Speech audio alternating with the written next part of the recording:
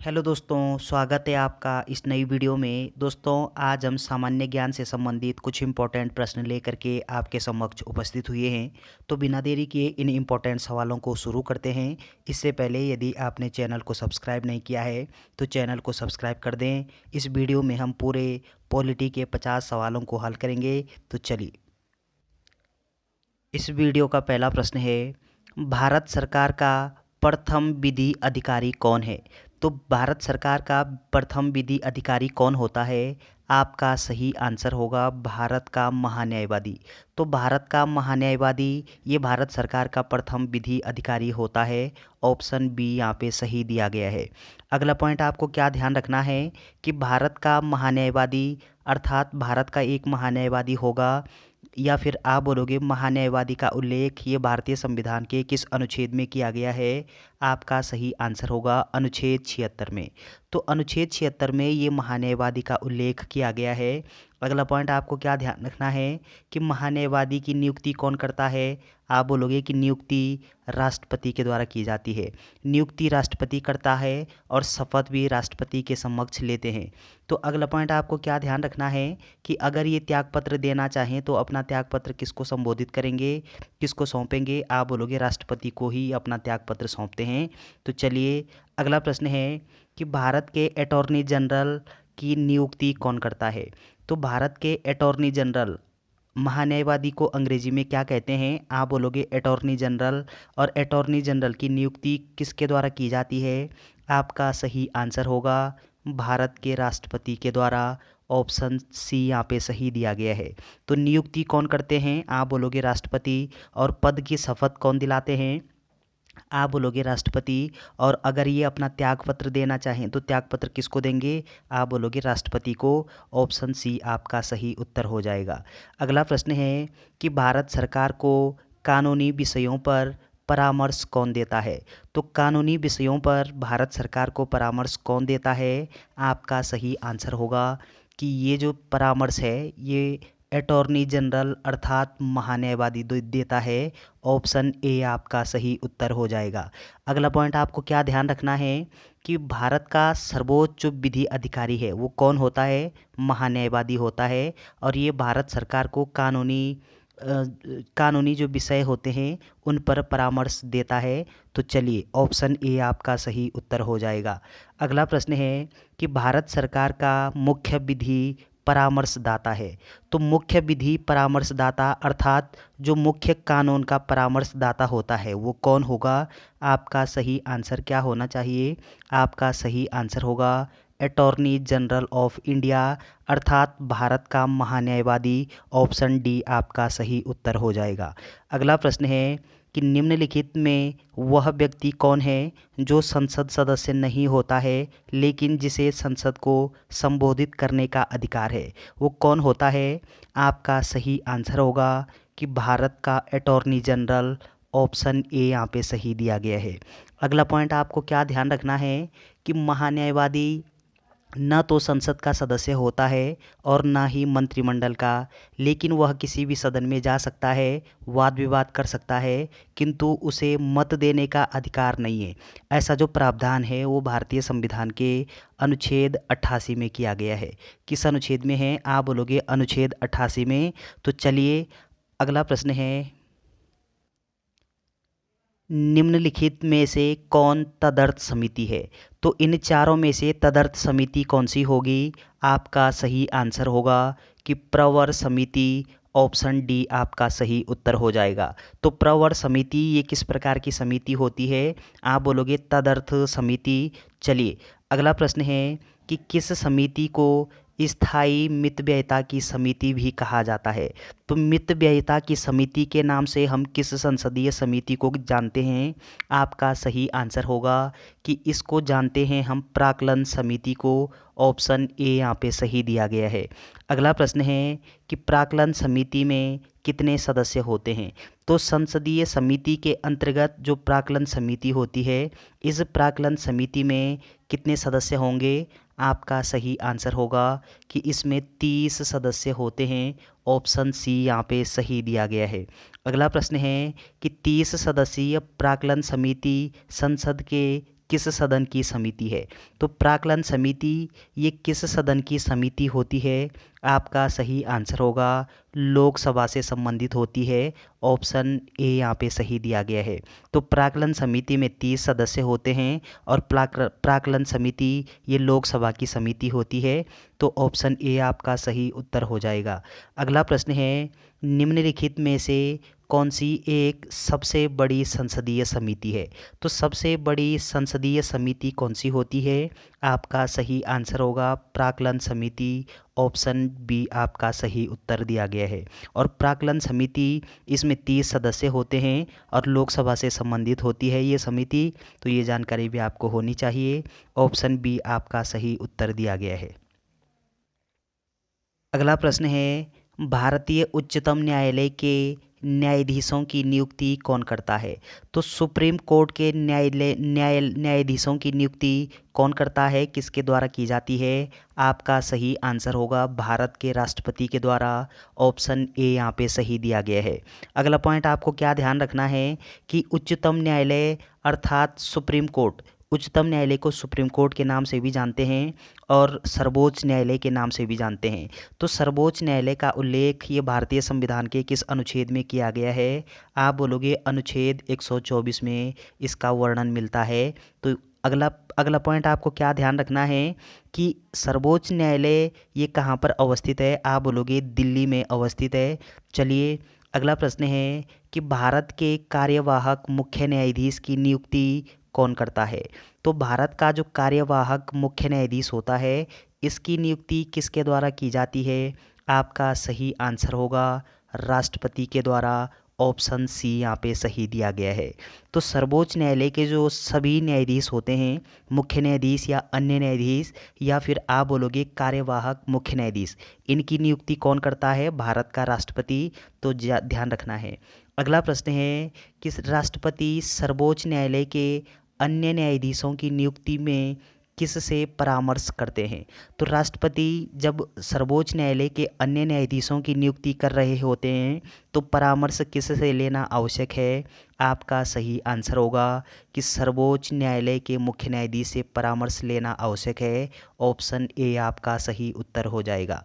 अगला प्रश्न है कि सर्वोच्च न्यायालय में तदर्थ न्यायाधीशों की नियुक्ति किस देश की न्याय प्रणाली से प्रेरित है?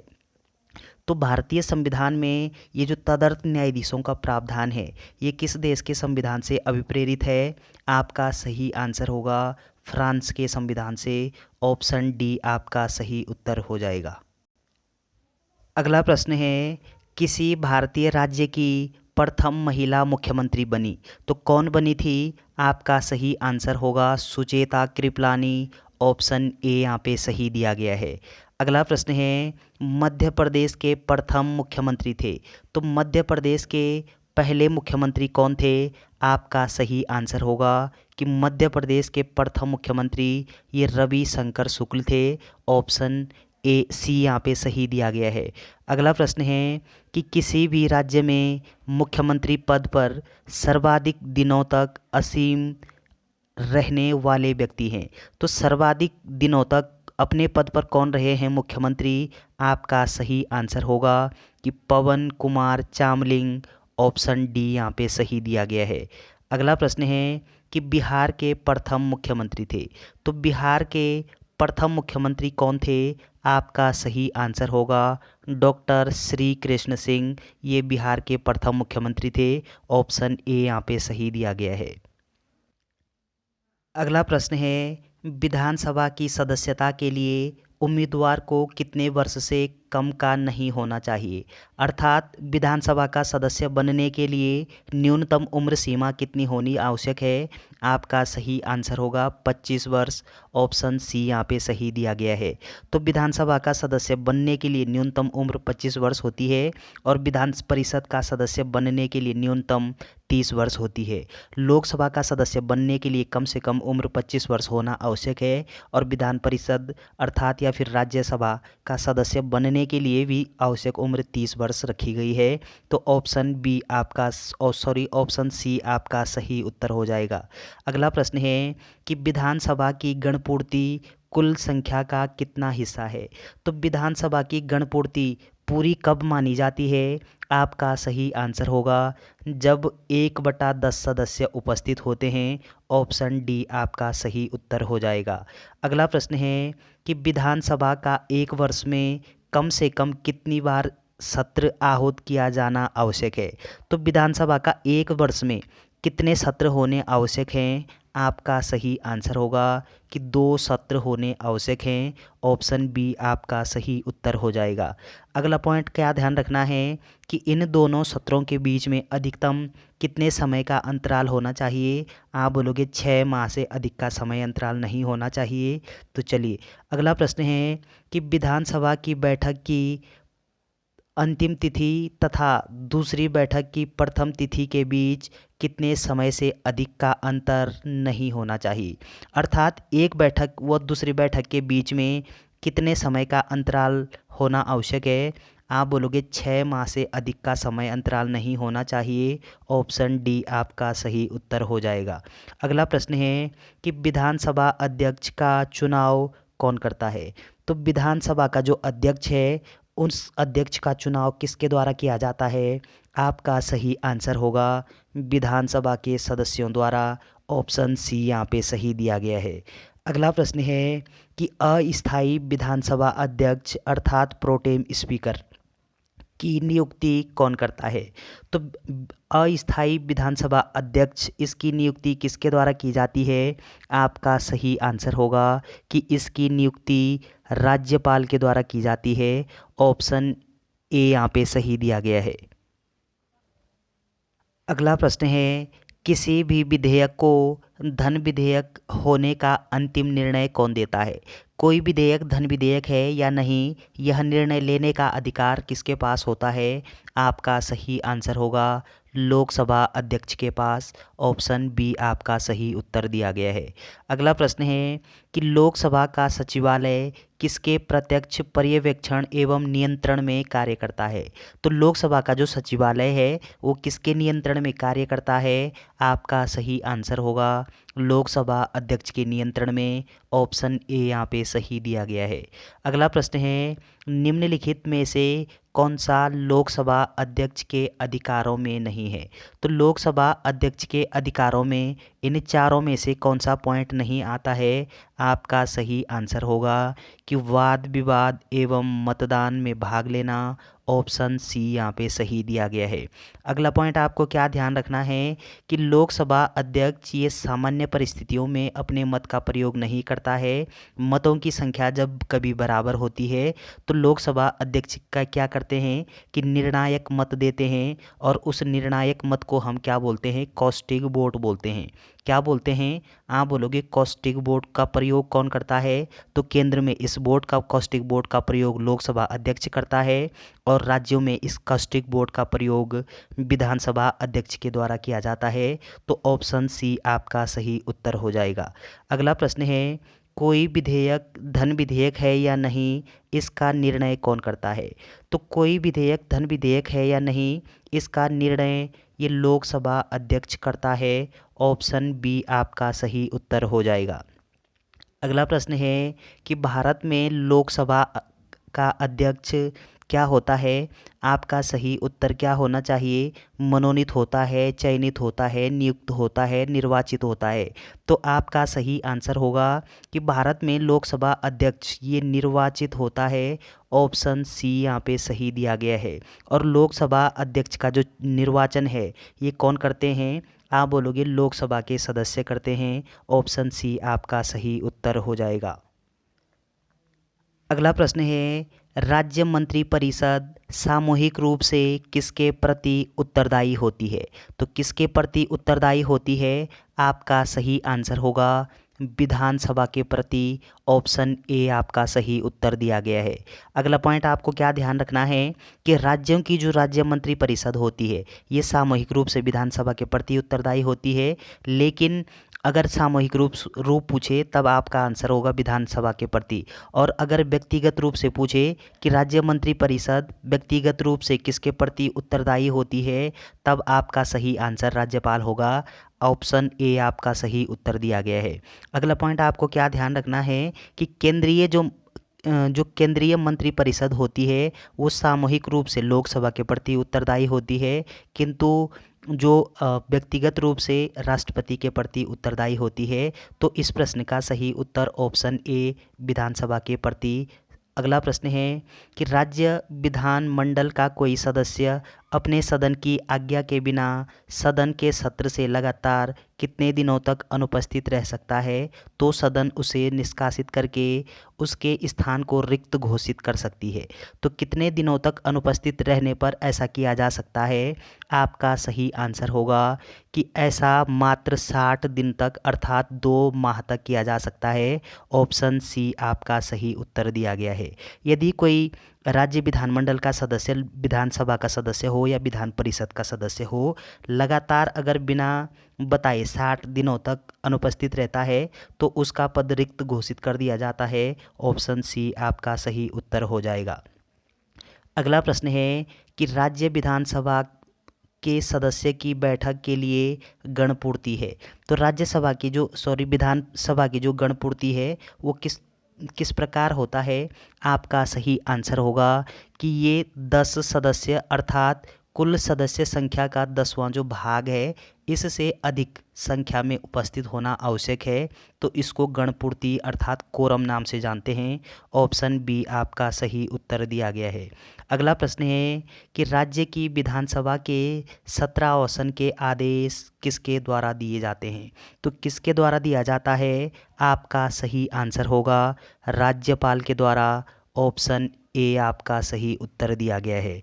अगला प्रश्न है कि विधानसभा का सदस्य रहे बिना कोई भी व्यक्ति कितने दिनों तक मंत्री पद पर आसीन रह सकता है। तो कौन रह सकता है, कितने दिनों तक रह सकता है। आपका सही आंसर होगा कि 6 माह तक रह सकता है। ऑप्शन बी आपका सही उत्तर दिया गया है। तो यदि 6 माह के अंतर्गत उपचुनाव में वो सदस्य अगर जीत जाते हैं तो अपने पद पर बने रहते हैं। यदि वो उपचुनाव हार जाते हैं तो वो अपने पद को छोड़ना पड़ता है। ऑप्शन बी आपका सही उत्तर दिया गया है। अगला प्रश्न है कि संसद द्वारा प्रस्ताव पारित होने पर किसी राज्य में राष्ट्रपति शासन एक बार में कितने समय के लिए लागू होता है। तो कितने समय के लिए लागू होता है। आपका सही आंसर होगा कि 6 माह के लिए। ऑप्शन सी आपका सही उत्तर दिया गया है। अगला प्रश्न है किसी राज्य में राष्ट्रपति शासन किसी परिस्थिति में अधिकतम कितनी अवधि तक लागू की जा सकती है। तो किसी राज्य में राष्ट्रपति शासन अधिकतम कितने समय तक लग सकता है। आपका सही आंसर होगा कि 3 वर्ष तक। ऑप्शन बी आपका सही उत्तर दिया गया है। अगला प्रश्न है कि 42वें संविधान संशोधन अधिनियम 1976 द्वारा राष्ट्रपति शासन की 6 माह की अवधि को बढ़ाकर कितना कर दिया गया था। तो आपका सही आंसर क्या होना चाहिए। आपका सही आंसर होगा 12 माह तक। ऑप्शन बी आपका सही उत्तर हो जाएगा। अगला प्रश्न है कि प्रथम बार राष्ट्रपति शासन कब लागू किया गया। तो देश में पहली बार राष्ट्रपति शासन ये कब लागू होता है। आपका सही आंसर होगा कि 20 जून 1951 को। ऑप्शन बी आपका सही उत्तर दिया गया है। तो देश में पहली बार राष्ट्रपति शासन ये पेप्सू पंजाब में लगता है। ऑप्शन बी आपका सही उत्तर हो जाएगा। अगला पॉइंट आपको क्या ध्यान रखना है कि राष्ट्रपति शासन का उल्लेख ये भारतीय संविधान के किस अनुच्छेद में किया गया है। आपका आंसर होगा कि अनुच्छेद 356 के द्वारा 356 के तहत राज्यों में राष्ट्रपति शासन लागू होता है। ऑप्शन बी आपका सही उत्तर दिया गया है। अगला पॉइंट आपको क्या ध्यान रखना है कि उत्तराखंड में राष्ट्रपति शासन अब तक कितनी बार लग चुका है। आप बोलोगे 1 बार लगा है और कब लगा था, तो ये जानकारी भी आपको होनी चाहिए। तो उस समय उत्तराखंड के जो सीएम हैं वो कौन थे। हरीश रावत के समय काल की बात है। उत्तराखंड में एक बार 27 मार्च 2016 को 27 मार्च 2016 को उत्तराखंड में राष्ट्रपति शासन लगता है। तो चलिए अगला प्रश्न है कि प्रथम बार राष्ट्रपति शासन किस राज्य में लागू किया गया। तो किस राज्य में लागू होता है प्रथम बार। आपका सही आंसर होगा कि पंजाब पेप्सू। ऑप्शन डी आपका सही उत्तर हो जाएगा। अगला प्रश्न है कि अब तक किस राज्य में सर्वाधिक लंबी अवधि तक राष्ट्रपति शासन लागू रहा है? तो किस राज्य में अधिकतम समय तक लागू रहा है? आपका सही आंसर होगा कि जम्मू कश्मीर में। ऑप्शन बी आपका सही उत्तर हो जाएगा। अगला प्रश्न है, लोकतांत्रिक विकेंद्रीकरण का सुझाव दिया गया तो किसके द्वारा दिया गया है? आपका सही आंसर होगा बलवंत राय मेहता समिति के द्वारा ये लोकतांत्रिक विकेंद्रीकरण का सुझाव दिया गया है। ऑप्शन डी आपका सही उत्तर हो जाएगा। अगला प्रश्न है कि लोकतांत्रिक विकेंद्रीकरण की योजना प्रस्तुत करने वाली समिति कौन सी है? तो किस समिति के द्वारा लोकतांत्रिक विकेंद्रीकरण की योजना प्रस्तुत की गई है? आपका सही आंसर होगा बलवंत राय मेहता समिति। ऑप्शन डी आपका सही उत्तर हो जाएगा।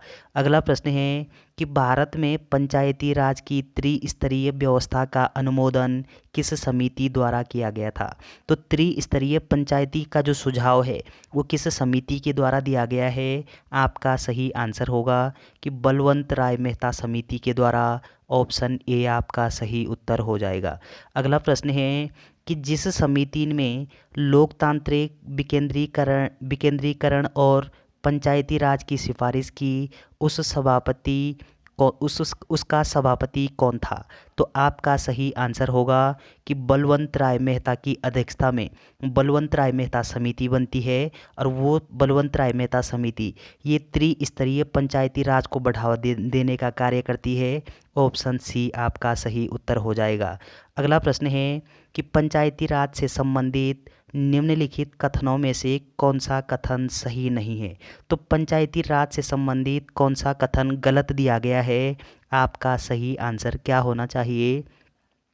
आपका सही आंसर होगा कि 73वां संविधान संशोधन 15 अगस्त 1993 से प्रभावी हुआ है। ऑप्शन बी आपका सही उत्तर हो जाएगा। अगला प्रश्न है, 42वें संवैधानिक संशोधन अधिनियम की अनेक आपत्तिजनक अंशों को रद्द करने के लिए कौन सा संवैधानिक संशोधन अधिनियम पारित किया गया है? तो कौन सा किया गया है? आपका सही आंसर होगा कि ये आपका 44वां संविधान संशोधन किया गया है संविधान में 1978 में। 44वां संविधान संशोधन ये कब होता है? आप बोलोगे वर्ष 1978 में होता है। तो ऑप्शन बी आपका सही उत्तर हो जाएगा। अगला प्रश्न है कि किस संविधान संशोधन के माध्यम से राष्ट्रपति, उपराष्ट्रपति, लोकसभा अध्यक्ष तथा प्रधानमंत्री के निर्वाचन को सर्वोच्च न्यायालय तथा उच्च न्यायालय में चुनौती देने के अधिकार को समाप्त किया गया था? तो किस संविधान संशोधन के द्वारा किया गया है? आपका सही आंसर होगा कि ये आपके 39वें संविधान संशोधन आपका सही उत्तर होगा। ऑप्शन डी यहाँ पे सही हो जाएगा। अगला प्रश्न है कि दल बदल निरोधक कानून किस संविधान संशोधन विधेयक से संबंधित है? तो दल बदल कानून ये इसके लिए कौन सा संविधान संशोधन संबंधित है? आपका सही आंसर होगा कि 52वें क्रम का संविधान में संशोधन होता है और ये दल बदल प्रणाली से संबंधित है। ऑप्शन बी आपका सही उत्तर दिया गया है। अगला प्रश्न है कि 52वां संविधान संशोधन अधिनियम 1985 निम्नलिखित में से किससे संबंधित है? तो 52वां संविधान संशोधन ये किससे संबंधित है? आपका सही आंसर होगा कि दल बदल तथा अनर्हताओं से। ऑप्शन बी आपका सही उत्तर दिया गया है। अगला प्रश्न है कि वह संवैधानिक संशोधन कौन सा था जिसके द्वारा राजनीतिक दल बदल पर प्रतिबंध लगाया गया था? तो आपका सही आंसर क्या होना चाहिए? आपका सही आंसर होगा कि 1985 का 52वां संविधान संशोधन। ऑप्शन सी यहाँ पे सही दिया गया है। तो वो 52वें क्रम का संविधान में संशोधन था जिसके द्वारा 1985 में क्या किया गया है कि दल बदल पर एक कानून बना दिया गया है और दल बदल प्रतिबंध लगाया गया है। ऑप्शन सी आपका सही उत्तर हो जाएगा। तो चलिए दोस्तों, ये भारतीय संविधान के अंतर्गत कुछ 50 इंपॉर्टेंट महत्वपूर्ण प्रश्न थे। तो यदि आपको वीडियो अच्छी लगती है तो चैनल को शेयर करना, चैनल को सब्सक्राइब, कमेंट, लाइक करना ना भूलें। Thanks for watching.